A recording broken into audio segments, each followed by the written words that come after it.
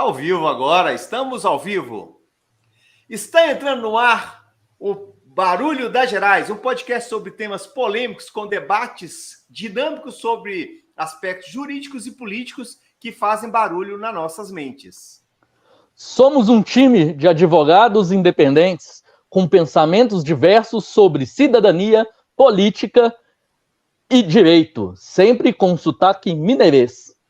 Lembrando que a opinião é individual e não representa a opinião de todos, nem tampouco de qualquer entidade de classe. Com Henrique Egídio, Leandro Aguilar e Rodrigo Rodrigues. Nosso programa é dividido em 3 blocos, sendo que o primeiro bloco é o Em Perspectiva, em que trazemos um tema polêmico que poderá ser tanto político quanto jurídico, em que os participantes irão debater com as suas devidas opiniões. Já o segundo bloco é o Julgáveis, onde colocamos na mesa do debate um julgamento que marcou a semana, que marcou esses dias, né? E a gente vai perguntar a opinião, se a questão é jurídica ou política, né? Queremos saber a opinião de todos.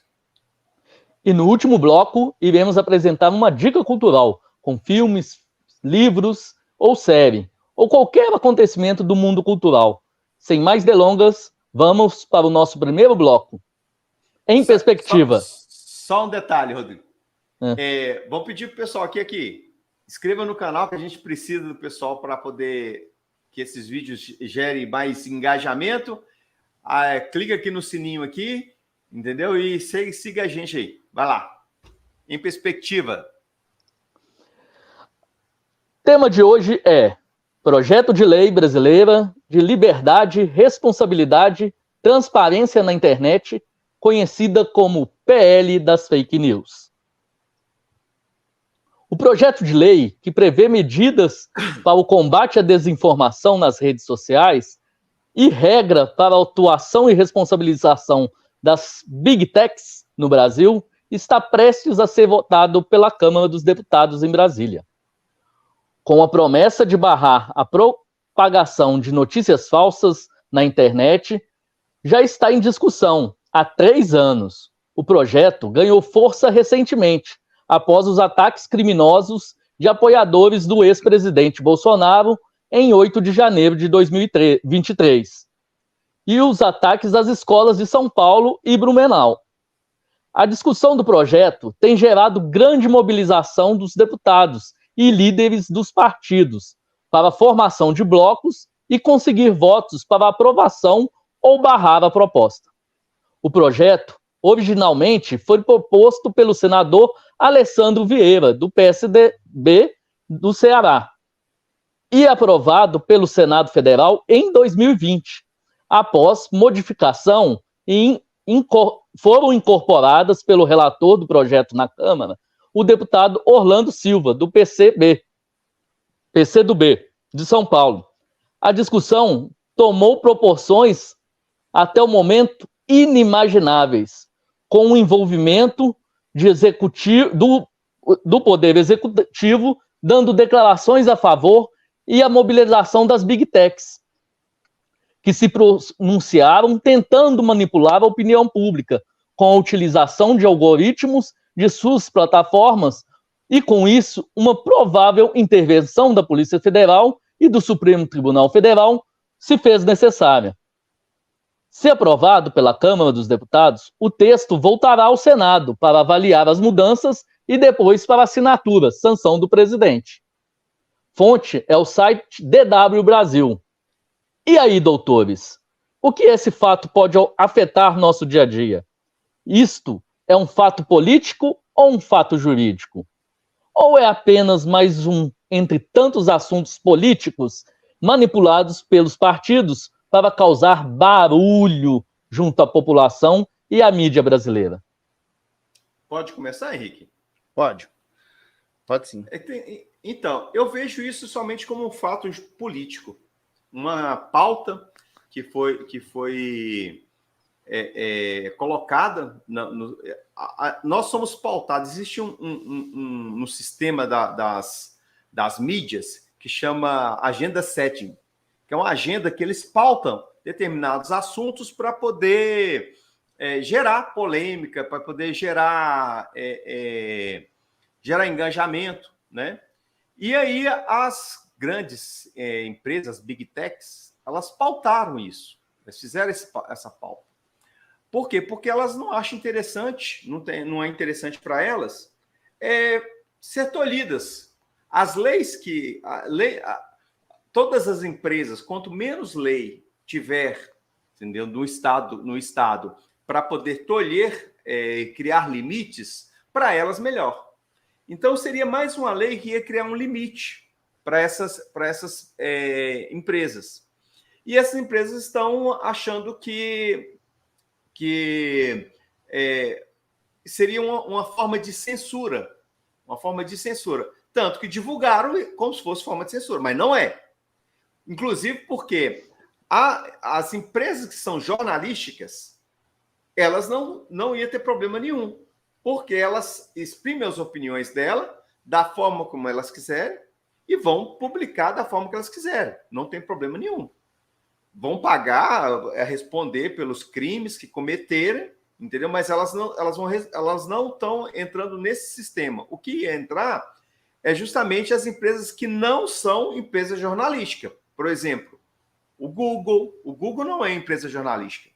Então, se o Google não é empresa jornalística porque ela trabalha com números e com manipulação de dados, a Google faz isso, ela não pode criar opinião própria dela e fazer a manipulação. E foi isso que o Google fez. Não só o Google, mas todas as outras empresas, como o Twitter, como o Facebook, como o Instagram, né? Eles fizeram isso.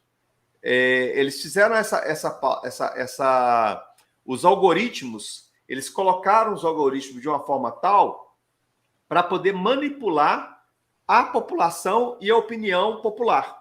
Eles fizeram essa manipulação. Quando você pesquisa um determinado assunto, o Google ele tem os algoritmos dele no qual ele quer, qual assunto que ele quer mostrar para você, ele põe ele na frente. De acordo com o seu interesse. Tem até tem uma série que chama Black Mirror, não sei se vocês já assistiram essa série, aí tem um episódio que eles fazem uma sátira sobre isso. Eles colocam um rapaz lá como se fosse um robô. E aí, dentro da mente dele, tem várias pessoas trabalhando. E os trabalhos, assim, tinha um setor que era de emoção, um setor que era de desejos, né? Cada setor trabalhava de um jeito. E eles fazem um controle da mente da pessoa. O que nós vamos ver? Aí, tipo assim, ele está triste. Então, coloca aí no celular dele para ele ver alguma coisa. Aí, uma pessoa que ele gostava, uma menina que ele gostava, passou perto, assim, ó, fulano de tal passou perto. Então, põe aí uma mensagem dela aí no algoritmo para ele poder ver e fazer com que ele lembre mais dela. Então, assim, existe toda uma manipulação. A manipulação é tanta que hoje, se você falar um determinado assunto, por exemplo, a gente vai falar sobre pneu. Na hora que você abrir o seu Instagram, na hora que você abrir seu Facebook, o Google, ele vai começar a aparecer para você lá sites de pneu para você comprar pneu. Parece até bruxaria, mas isso é o algoritmo. E aí eles fizeram o quê? Utilizaram desses algoritmos para poder manipular a opinião popular para ir contra essa PL, que é uma PL que busca justamente o quê? Acabar com as fake news. Punir aquelas pessoas que utilizam da rede para se esconder e cometer crimes e punir a empresa que não reprime esses crimes. Então, essas empresas iam ser punidas se elas não reprimissem esses crimes. E o que elas não fazem? Elas não fazem. Você coloca lá, eu coloco alguma coisa lá na rede, lá, eu entro faço um perfil falso, entro na rede, coloco alguma coisa lá contra vocês, cometendo um crime, imputando vocês a um crime, por exemplo, né? E não tem nada ali que vai fazer com que vocês, a não ser se for uma ordem judicial, que vai fazer com que vocês consigam os meus dados para poder entrar com o processo, então correr atrás desse problema. Então, o objetivo dessa PL é justamente o quê? Bloquear essas fake news. Porém, os algoritmos colocou como se fosse uma polarização política, porque isso aqui é da esquerda, isso é coisa que é da esquerda, e colocou o pessoal da direita para poder rebater. Tanto é que os deputados, tudo, você pode ver que foi o pessoal da direita, para poder rebater, entendeu? Falando que é censura, e o Estado ele não pode ter o poder de censura. É basicamente isso. A grande questão que eu observo disso é o seguinte, né? É essa construção de que isso vai afetar a questão da liberdade de expressão. A liberdade de expressão ela é uma grande conquista da sociedade moderna, mas ela não é um direito absoluto, né? A Constituição ela veda o anonimato e ela trata da questão da responsabilização. Então, dentro do mundo real, se eu trouxer uma ofensa, né, eu posso estar incorrendo em crimes e eu posso também ter um desdobramento da própria indenização na área civil, a questão do dano moral. A gente tem isso também na questão na área trabalhista, a questão do assédio moral, da regulação do assédio moral, que também está ligado à questão da expressão. A gente tem a questão da injúria racial, da homofobia. Então, a gente tem todos esses aspectos que mostram que a liberdade de expressão é limitada para que a sociedade possa... Ela tem uma limitação para que ela não extrapole para um lado ruim, que é um lado do prejuízo ao próximo. Né? Eu estava até pensando nesse tema e comparando o seguinte, no século XIX, a gente tinha o trânsito de carroça e cavalo. Então, é um trânsito muito mais lento. Você não tem a complexidade de velocidade. Então, você não precisava... Você podia até ter algumas leis muito, muito esparsas para controlar, né? Você tinha uma questão de costume, mas você não precisava de ter um corpo de legislação. A partir do momento que surge o automóvel, tudo modifica. Né? Você começa a ter uma velocidade, um fluxo muito maior de deslocamento, e isso causa problemas. Então, você tem que ter uma legislação para controlar e para colocar limite. Então, você tem lei de trânsito, placa, multa, você tem tudo isso. Isso não tira a sua possibilidade de se deslocar, mas você tem que respeitar para não criar caos. Então, quando você tem uma legislação como essa, das fake news, que talvez esse nome não seja nem o melhor deles, porque ela está regulando muito mais do que simplesmente fake news, ela está regulando o trânsito de informações e a possibilidade da gente construir coisas péssimas e horríveis dentro da própria internet. No caso, por exemplo, grupos que tratam de automutilação, grupos que tratam de pedofilia, grupos que organizam ataques terroristas em escolas. A gente viu o problema na Europa que teve há alguns anos, quando o Estado Islâmico começou a cooptar os jovens que eram desempregados, filhos de imigrante ou imigrantes, aquelas pessoas que eram marginalizadas, e começou a cooptar eles para que eles praticassem ataques terroristas solo na Europa.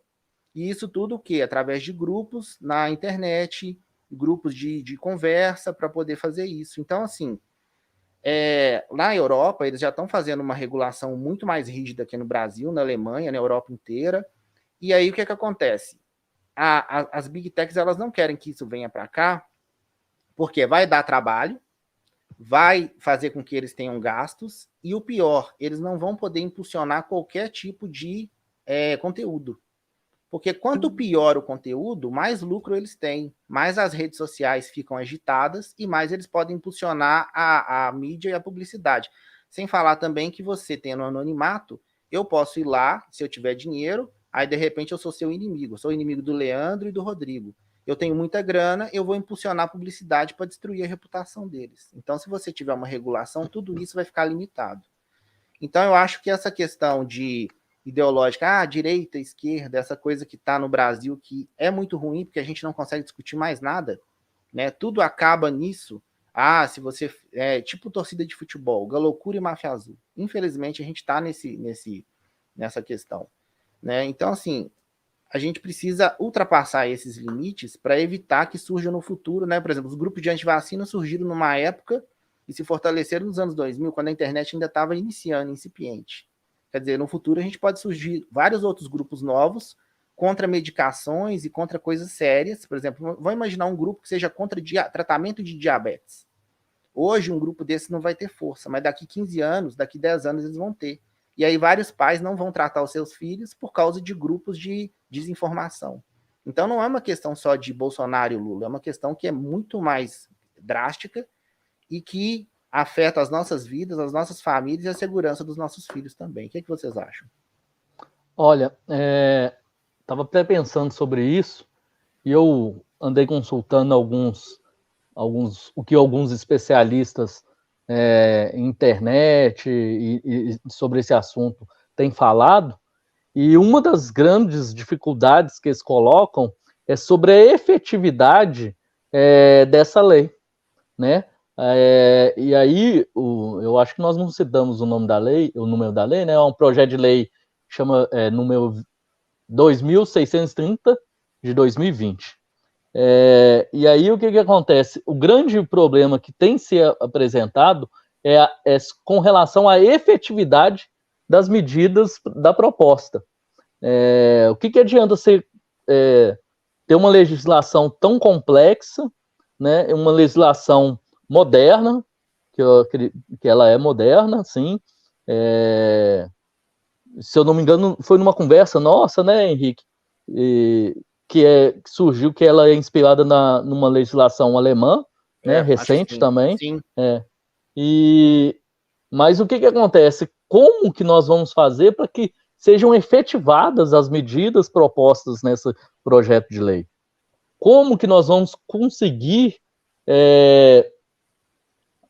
diminuir os problemas com relação à privacidade, à liberdade de expressão? Como que a gente vai limitar o que é e o que não é?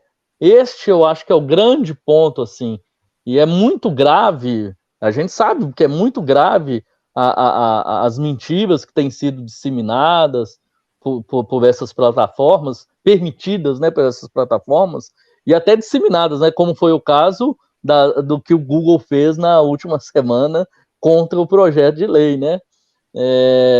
Então, o debate sobre o projeto, neste momento, ele tinha que ser muito mais amplo, sabe? Com técnicos especializados estando junto lá à Câmara de Deputados, para que colocasse isso de forma muito mais clara para a população, e aí sim pensasse realmente nas efetividades. E eu acho que até junto com essas big techs e com as empresas de tecnologia, pensasse o que é possível, o que é efetivo para ser feito, né?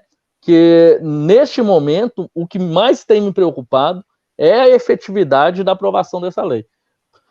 Porque, ao que parece, pode ser uma lei que ela não será efetiva no futuro próximo. A importância de ter audiência pública, a questão de, igual você falou, trazer as pessoas da área de tecnologia da informação para poder trazer, tá discutindo e tá trazendo a questão de opções, né? Isso aí é muito importante, mas eu acho que o pior do que isso é você matar a possibilidade da discussão, que eu acho que é o que está sendo feito. O texto é um texto inicial. Óbvio que, como é um texto inicial e é uma coisa nova, ele não vai ser um texto perfeito.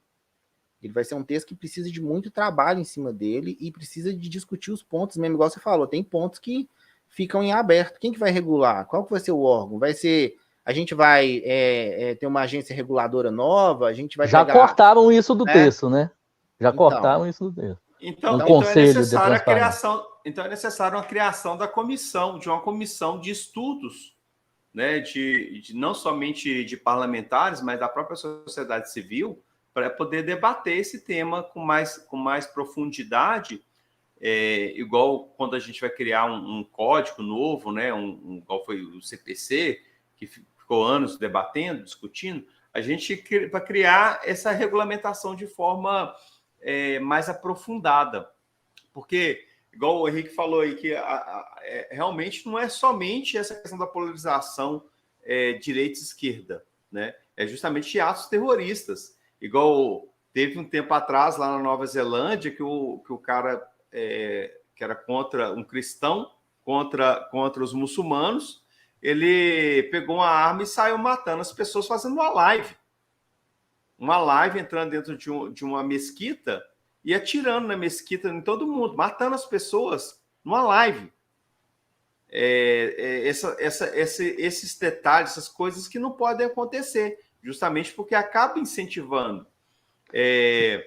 Esses casos que a gente teve aqui no Brasil, dessas pessoas entrando nas escolas, esses alunos entrando nas escolas, adolescentes, e matando professores, matando alunos, foi justamente desafios feitos dentro de grupos extremistas na rede, grupos neonazistas que foram criados, que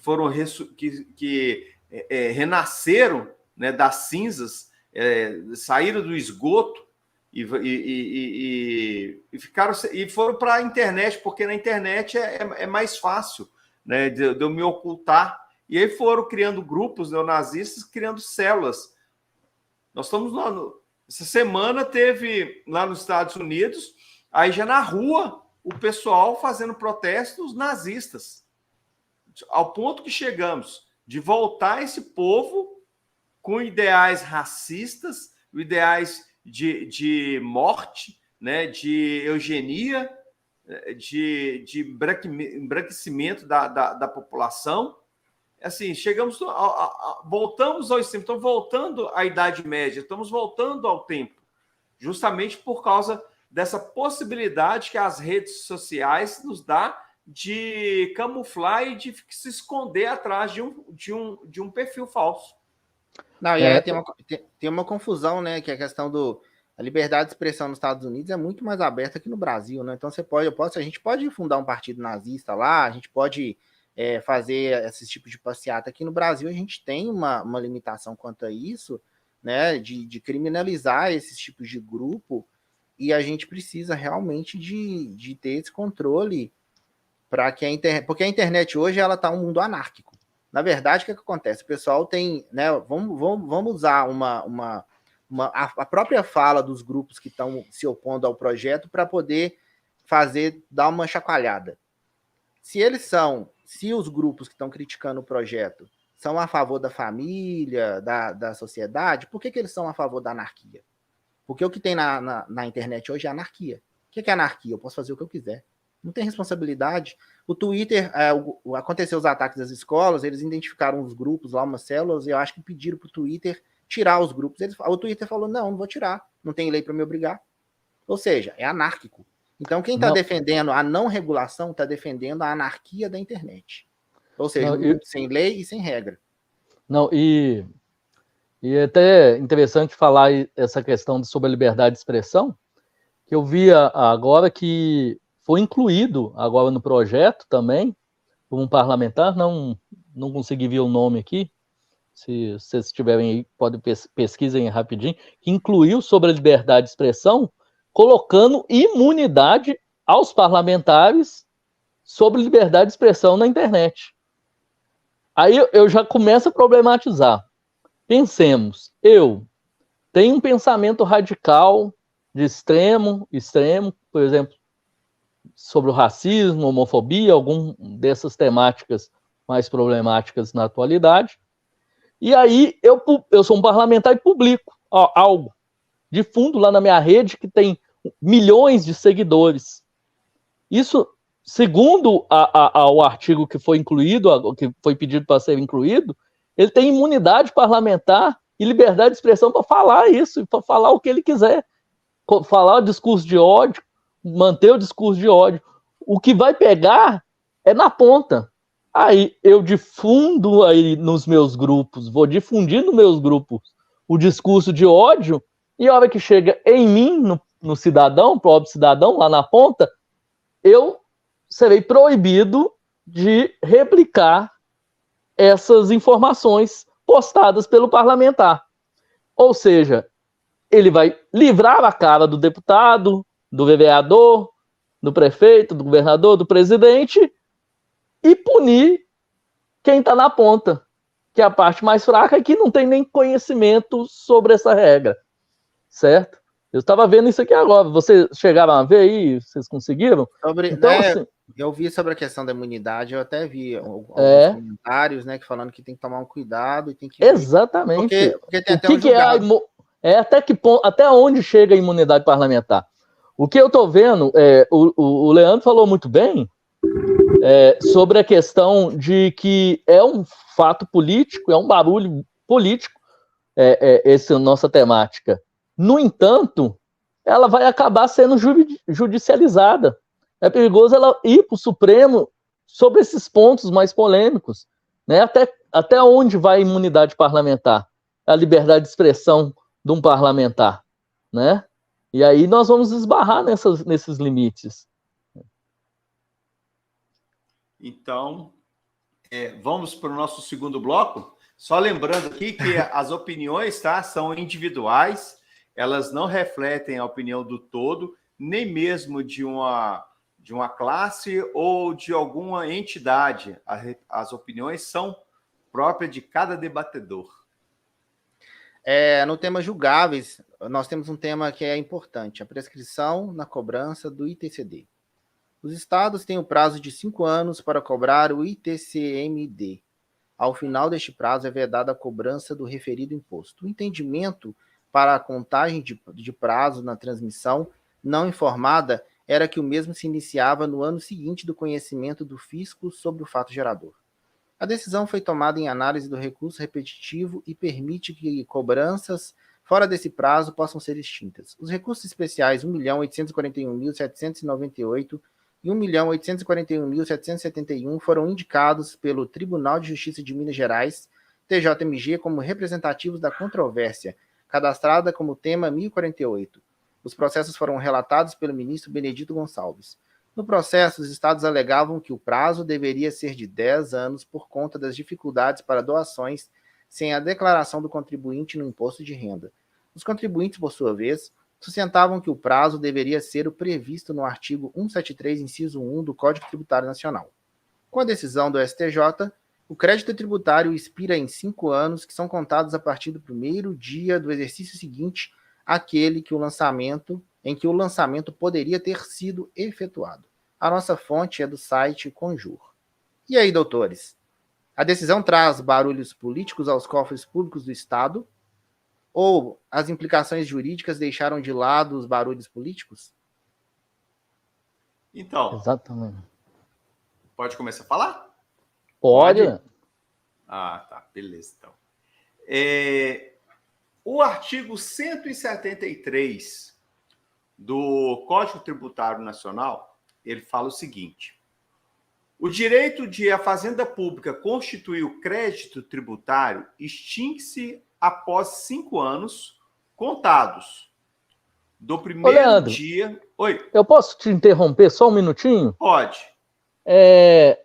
Teve uma seguidora aqui que nos mandou uma mensagem e ela disse que a linguagem ela não compreendeu muito bem. Você poderia explicar para nós aí o que é ITCD, o que é esse imposto, o que é esse tributo, e quando ele é cobrado, por quê? Para ficar um pouco mais didático para o pessoal, você se importa? Vou fazer isso aqui, então. Vou tentar ser menos advogado. Tentar ser menos advogado aqui. Não, é porque acontece? A gente já está entrando no tema, né? A gente já está entrando direto na explicação, mas aí tem essa questão. Você tem razão, tem razão, e a ouvinte aí também tem razão. O que acontece? A gente tem alguns impostos básicos que estão elencados lá na Constituição Federal. São os impostos que podem ser cobrados. Temos impostos federais, impostos municipais e impostos estaduais. Tá? Dentro dos impostos estaduais, nós temos o IPVA, que é o Imposto sobre Propriedade de Veículo Automotor, que é o imposto do carro, que a gente paga, né? O IPVA. A gente tem o ICMS, falando dos impostos estaduais, o ICMS, que é o Imposto sobre as Transações Comerciais. Quando a gente compra e vende alguma mercadoria, a gente paga o ICMS. E também temos o ITCMD, que é o Imposto de Transmissão, Causa-Morte e Doação. Esse imposto, o ITCMD, ele é bem parecido com o ITBI, que é o Imposto Municipal. Nos impostos municipais, nós temos o IPTU, que é o Imposto sobre Propriedade Territorial Urbana, Temos o ISS-QN, que é o Imposto sobre o Serviço, igual, por exemplo, quando a gente compra alguma coisa de alguém, a gente paga o ICMS. Quando a gente contrata um serviço de uma pessoa, a gente paga o ISS, que é esse imposto municipal, que vai para os cofres públicos municipais. E temos também o ITBI, que é o Imposto sobre Transmissão de Bens Imóveis Intervivos. Então, quando eu faço uma compra e venda de um imóvel, nessa compra e venda, nessa transferência de compra e venda, gera um imposto que é o ITBI. Dependendo do município, cada município vai fazer a sua legislação e vai fazer a cobrança. Por exemplo, em Belo Horizonte, o fato gerador do imposto, a alíquota é de 3%. Então, por exemplo, você comprou um imóvel de 100 mil, você vai pagar 3 mil de imposto, que é 3%. Tá? Isso é quando existe forma onerosa, tem que ter troca de dinheiro. Porém, se você tem essa transferência entre pessoas mortas, por exemplo, uma pessoa morreu e aí transferiu o patrimônio que era dela para os seus herdeiros. Então, aí gera o ITCD, que é o Imposto de Transmissão Causa Morte ou Doação. Ou então pode ser mesmo sendo entre vivos, mas que não envolva dinheiro, foi uma doação. Aí vai gerar o ITCD também. Só que aí quem recebe é o Estado, vai para os corpos públicos do Estado. E cada Estado tem uma lei específica que estipula qual o valor que é cobrado ali do ITCD. Não sei se eu estou conseguindo ser mais simples. Tá, né? Agora sim. Perfeito. Para entender. O imposto, os impostos, eles servem para quê? Eles têm duas finalidades. Uma finalidade é arrecadação, para poder arrecadar valores para o município, para custear as questões do município e do Estado, né, do próprio Estado, por exemplo, as obras públicas, né, tudo é custeado através dos nossos impostos. E os impostos, eles não têm uma definição, uma vinculação própria, eles não podem ser vinculados. Por exemplo, o fato de eu pagar o IPVA não quer dizer que os valores que são recebidos pelo IPVA vai ter que ser aplicado em estradas ou ruas, tá? Ele não pode ser vinculado, porque ele vai para o caixa único do Estado e ali vai para todo tipo de despesa do Estado. Assim também o ITCD. O ITCD, ele é um imposto que ele não pode ser vinculado. Imposto nenhum pode ser vinculado. Somente as taxas que podem ser vinculadas, os impostos não. Então, quando um parente da gente falece e ele tem uma propriedade, e aquela propriedade vai ser transferida para os seus herdeiros, naquele momento que ele faleceu, que é o momento da morte, existe um princípio que a gente chama no direito, que chama princípio da Saizine. É um princípio francês, isso veio da França, que é basicamente o seguinte: no momento da morte, os bens são passados automaticamente para os seus herdeiros. Então, você se torna dono no momento da morte, passou para os seus herdeiros.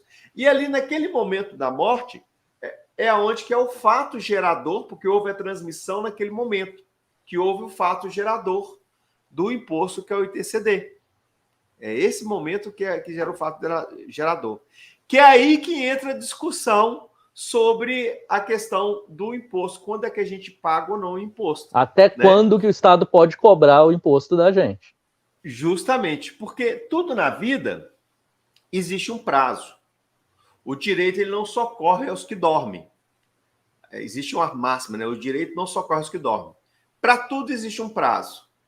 Se você tem uma dívida, por exemplo, uma dívida com o banco, o banco ele tem um prazo de 5 anos para entrar com o processo de execução para poder te executar e tomar algum patrimônio seu e te pegar à força um patrimônio seu.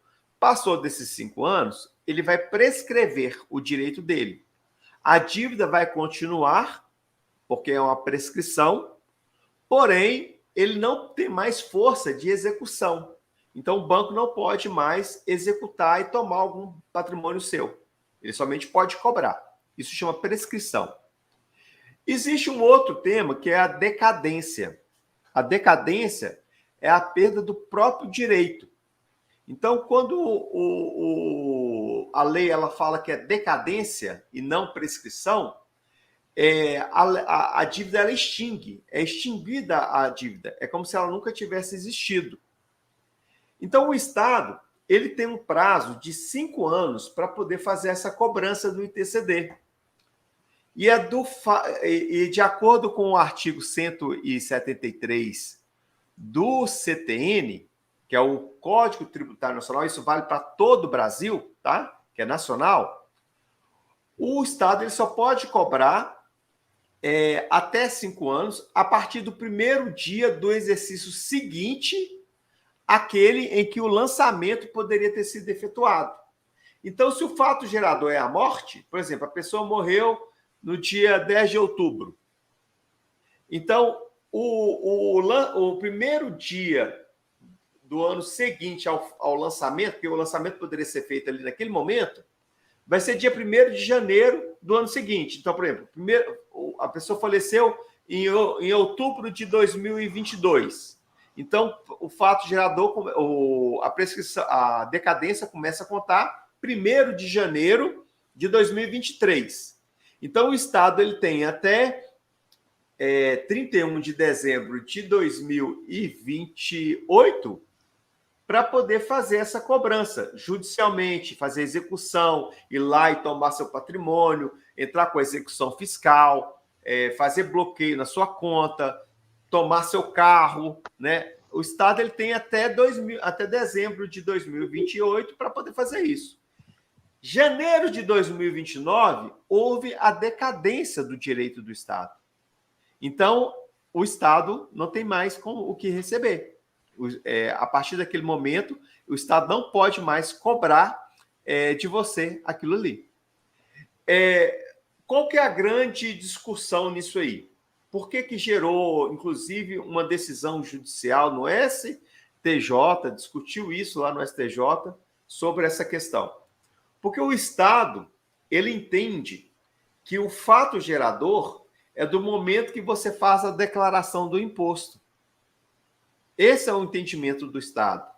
Então, o Estado é o seguinte, se você não fez o inventário do seu ente lá, do seu pai, da sua mãe, você não fez o inventário.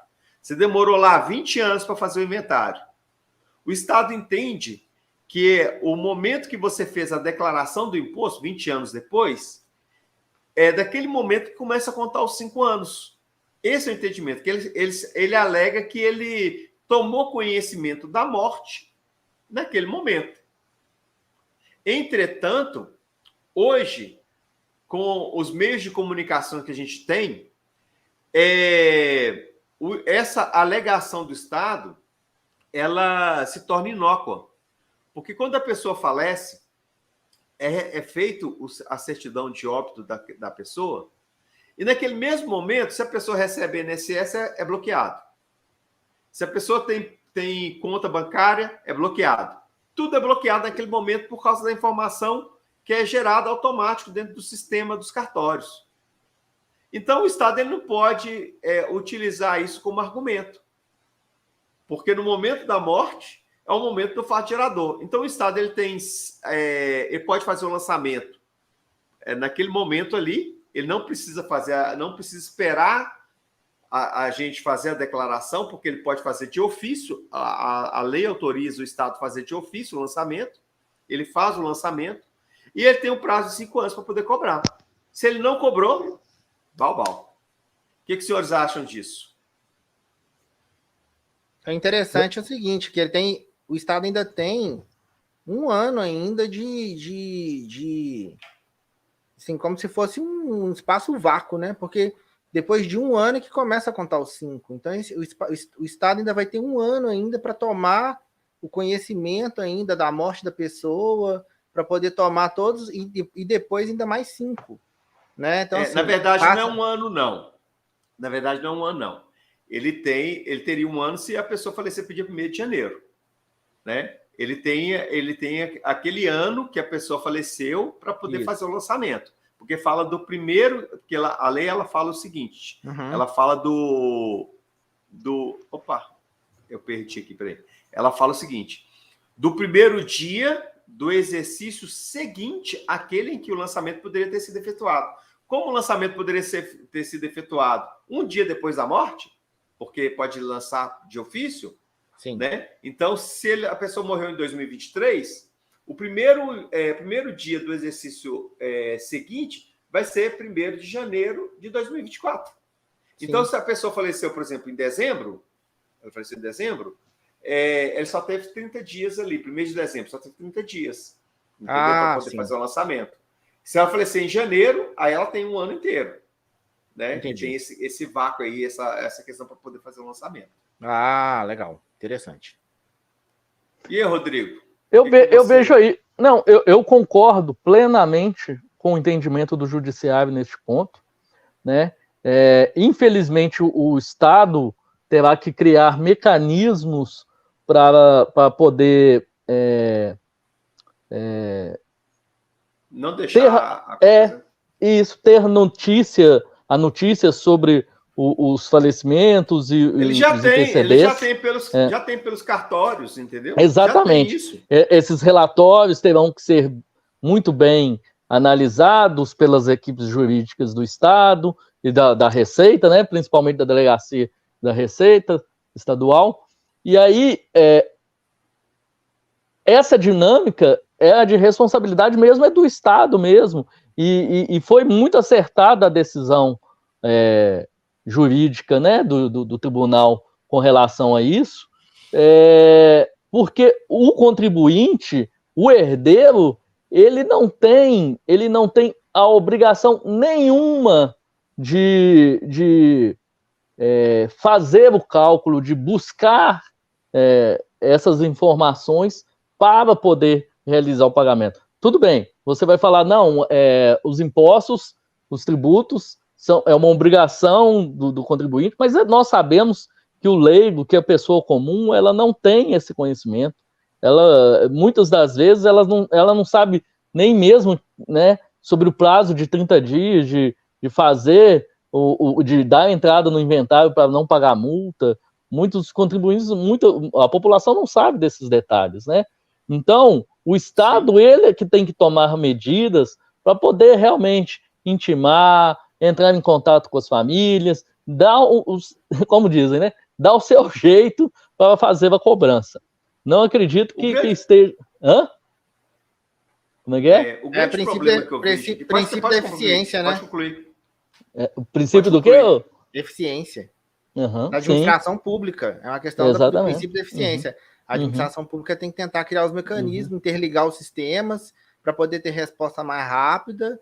Aí vai ter que ter um planejamento melhor para ter mais servidores, entendeu? Fazer a questão de novos concursos públicos, porque senão, no final, o contribuinte é que sai penalizado, né? Pela a ineficiência do Estado, aí o contribuinte sai penalizado. Aí, nesse ponto, a decisão do Poder Judiciário é muito acertada, porque ela está preservando a questão da legalidade, está protegendo o meu direito, e se o Estado ele é inerte e ele não está se aparelhando da melhor maneira possível, não está tendo um planejamento, ele vai ter prejuízo aos cofres públicos, mas aí já é um problema da questão da administração pública, que aí é uma questão de organizar e se estruturar melhor.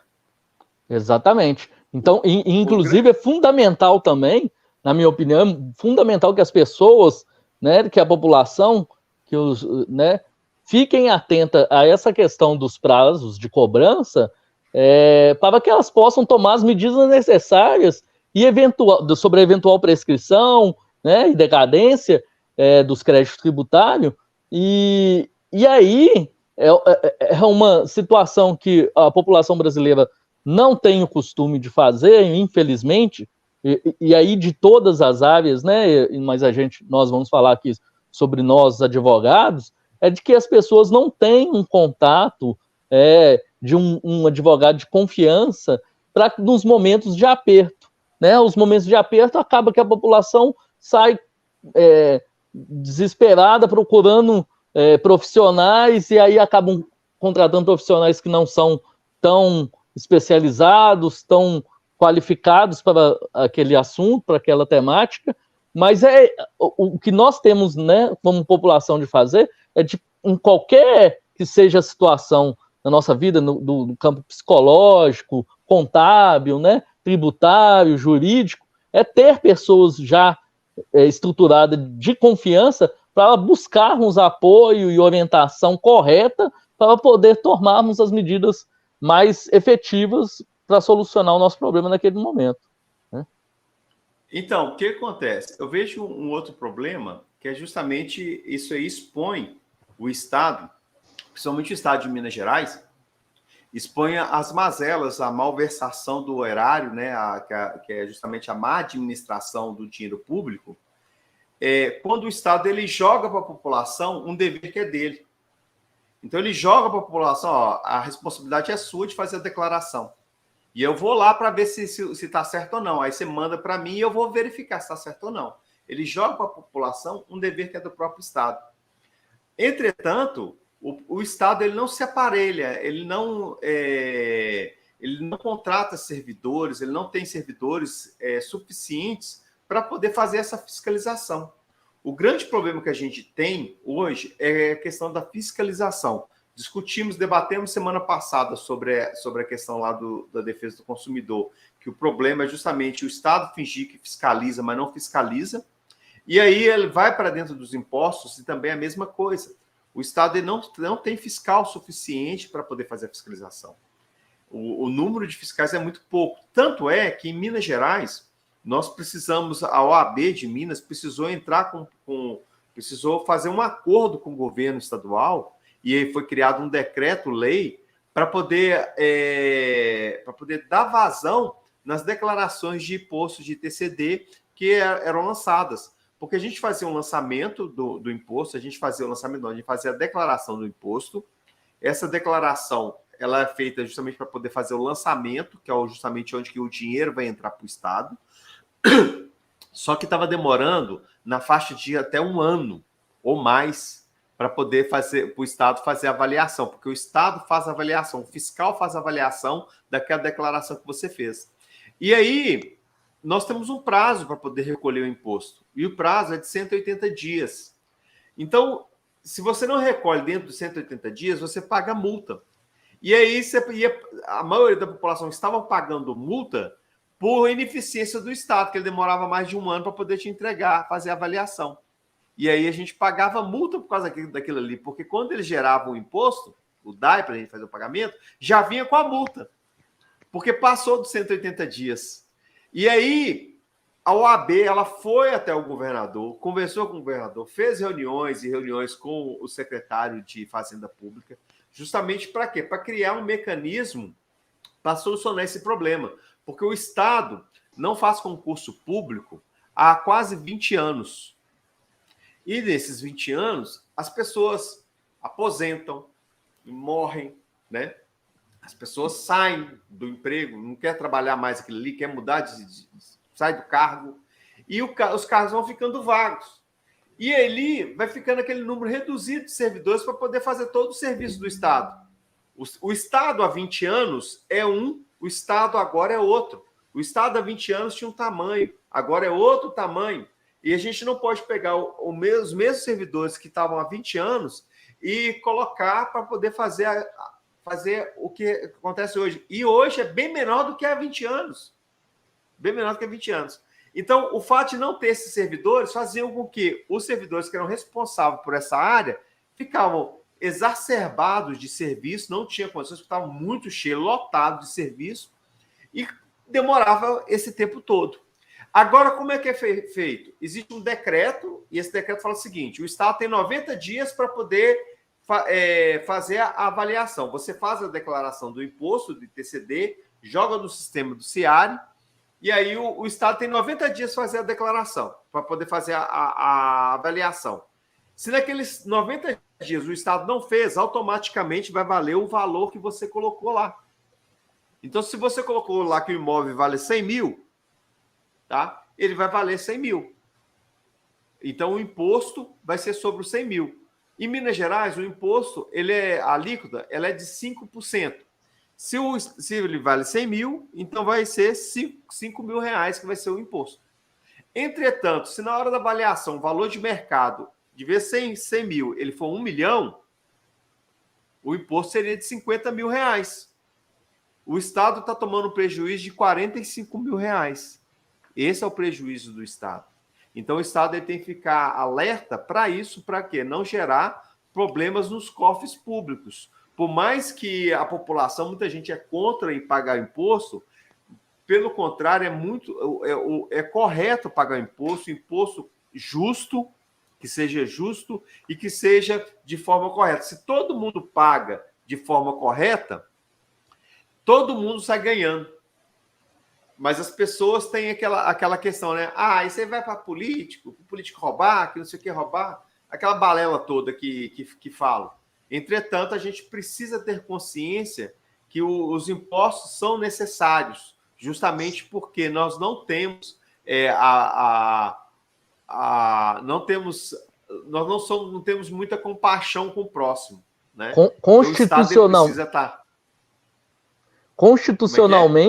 constitucionalmente, os impostos, né, eles devem ser revertidos, né, para o bem-estar social da população, né? São investimentos. Quando eu pago um imposto, eu estou investindo na sociedade. Eu estou investindo na melhoria da minha cidade, do meu estado e do meu país. É um investimento. E da mesma forma como o imposto, né, os impostos, as taxas, né, são um investimento, o servidor público, a máquina estatal, os servidores que ali trabalham, os técnicos, eles têm que ser vistos como investimento. Tem sido difundido há muitas décadas, né, de que o Estado é um peso para o mundo, né? O Estado, que eu digo assim, a máquina estatal, né, os servidores, né, que ali trabalham, são um peso para a população, é um peso para a cidade, para o Estado, para o país. E não, você ter fiscais bem qualificados, você ter concursos públicos de forma efetiva,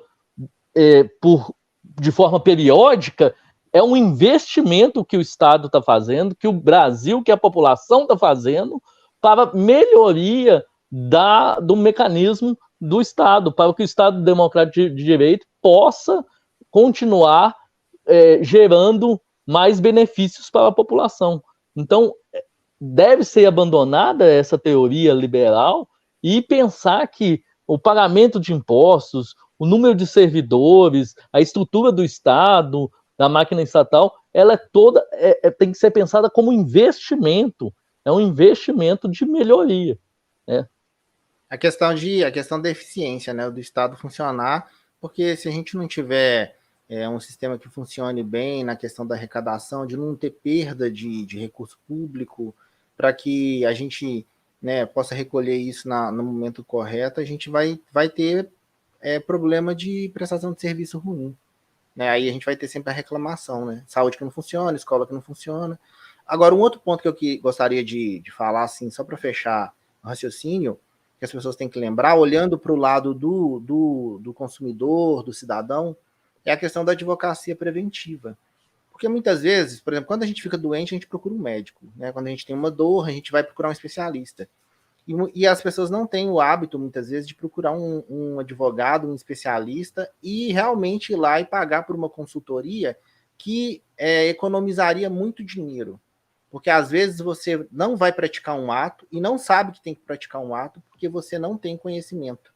Então, se você sentasse com um advogado e consultasse com um advogado, pagasse uma consulta para ele te explicar, você evitaria perda. E eu falo no sentido geral, advocacia preventiva para a empresa, para o consumidor, né, para grandes corporações. Então, assim, a advocacia não é só para poder ir para o pau, é para poder prevenir também essas questões. O objetivo da advocacia preventiva é justamente, Henrique, evitar processos. Quando você tem uma advocacia preventiva, a empresa contrata uma advocacia preventiva, a família contrata uma advocacia preventiva, ela evita processos, justamente porque ela vai fazer atos, a sua vida, o seu cotidiano vai ser pautado dentro de parâmetros legais que foram orientados por um advogado. Então, aquilo ali vai fazer com que evite um processo, porque o seu direito, você já vai saber do seu direito antes mesmo de você cometer o ato. Então, você vai cometer ou não o ato de acordo com o seu interesse. E aquilo vai fazer com que evite processos e evite que o judiciário fique abarrotado. Porque o grande problema que nós temos, principalmente do brasileiro, é um tal de, eu vou procurar meus direitos. Isso aqui é meu direito. Vou entrar com processo. E aí, faz com que o nosso judiciário fique abarrotado de processos e todos os processos sem fundamentos jurídicos, sem resolução, e que faz com que os processos demorem anos e anos e faz nosso judiciário ineficiente como ele é hoje, totalmente ineficiente e moroso. Então, senhores... Essa advocacia preventiva tem até um nome bonito em inglês, né? Qual que é o nome? É compliance. Compliance. Aqui, só lembrando aqui que justamente. Só lembrando aqui que a opinião aqui ela é individual, tá? Não reflete a opinião de todos, cada um tem sua opinião. E também não reflete nem a opinião de uma entidade ou de um órgão de classe, tá? E aí, vamos para o nosso terceiro bloco? E agora o nosso terceiro bloco, o momento cultural. Diante de tudo isso que debatemos, o que nós temos aí de dicas, doutores, indicações? Leandro? Pode falar. Pode falar aí. Vai lá, Henrique. A minha indicação vai ser o livro Vida para Consumo, do Zygmunt Bauman. Ele trata da transformação das pessoas em mercadoria. Ele trata da questão das relações fluídas, da liquidez da sociedade moderna. É isso que a gente está falando, essa questão da sociedade de rede, internet, dessa questão do consumismo, da questão das pessoas se transformarem em mercadoria e a mercadoria se transformar em pessoas. Ou seja, você valer por aquilo que você ostenta. Ou seja, nós estamos imersos numa sociedade de ostentação. Então, a gente tem um consumismo desenfreado, né? O que vale hoje, o bem que você tem agora, daqui um ano e meio, já não vale mais nada. Você precisa de um novo, da nova atualização. Então, ele trata disso nas relações interpessoais, na destruição dos laços, né? Por exemplo, um homem e uma mulher mais não estão construindo mais nada, estão simplesmente indo como se fosse num açougue buscar uma peça de carne. Então, você não constrói mais aquela realidade de viver junto, de ter uma família, mas simplesmente do prazer imediato, do imediatismo. Então, essa é a minha sugestão para hoje. Bacana. Eu também vou indicar um livro. Esse livro eu li quando eu era adolescente ainda, chama O Menino Persa, de Mary Renault. Ele conta a história de um garoto que ele era um príncipe muito bonito e ele se torna escravo na época de Alexandre o Grande ele é doado, eles dão ele de presente, né, para Alexandre o Grande, e ele se torna eunuco. Então, ele se torna um eunuco e ele é utilizado para os desejos sexuais de Alexandre o Grande. Então, todos os desejos sexuais eram utilizados aquele menino, porque ele era muito bonito. E Alexandre o Grande também utiliza ele como presentes. E ele dá ele de presente também para Ciro Grande. E aí ele passa pela mão de todos aqueles imperadores ali. A história é bem interessante, porque ela retrata como é que era a realidade ali daquele tempo. Então, tem um fator histórico dentro desse romance, que é de Mary Renault, O Menino Persa. Muito bem. Você também indicou durante a transmissão, né, a série, né, que trata sobre essa questão. Qual que é o nome da série mesmo? A série é muito interessante, vale muito a pena assistir.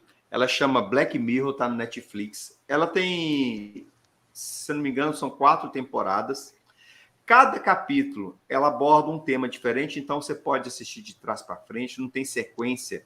Cada episódio é um episódio diferente do outro.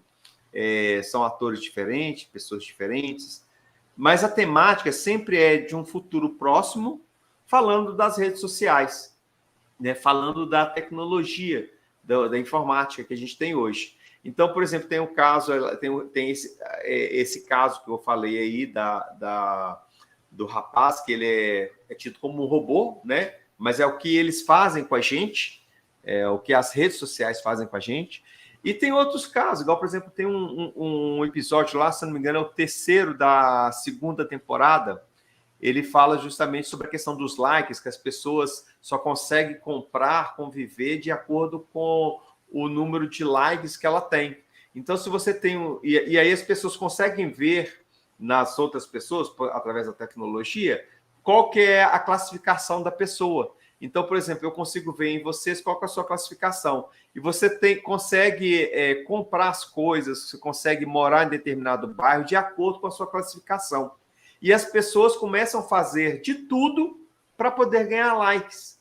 Então, elas começam a ter uma sociedade totalmente falsa, uma sociedade que as pessoas totalmente frias, e o único objetivo que elas têm é justamente ganhar um sorriso, ganhar um like.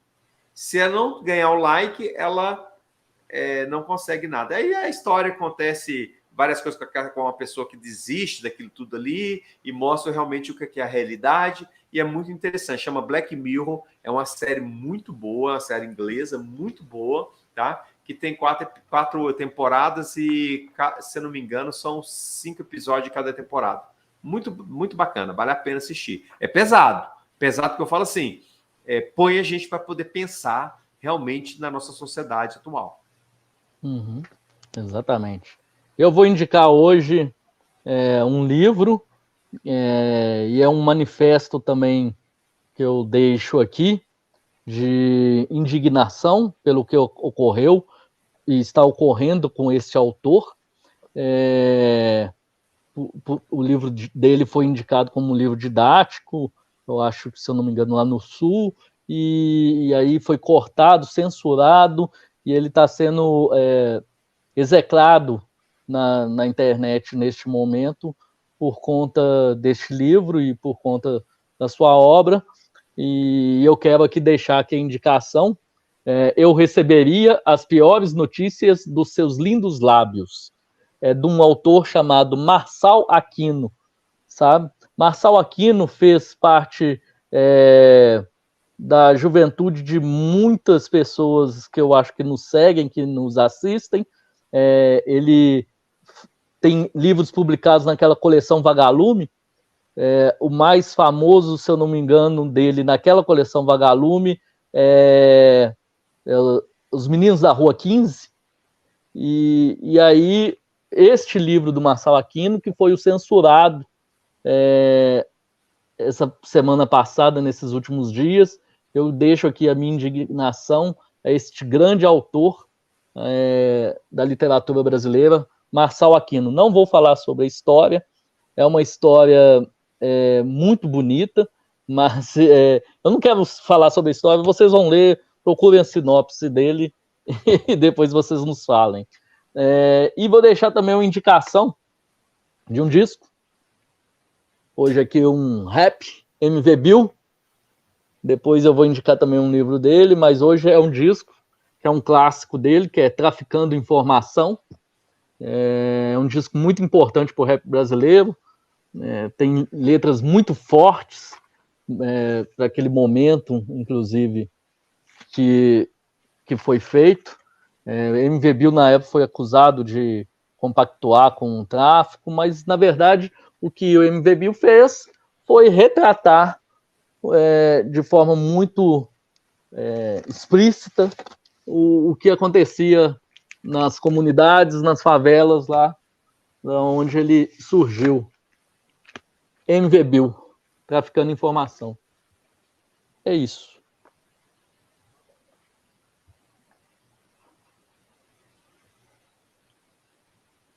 O som. Ficamos por aqui. Ô, Leandro, seu som sumiu.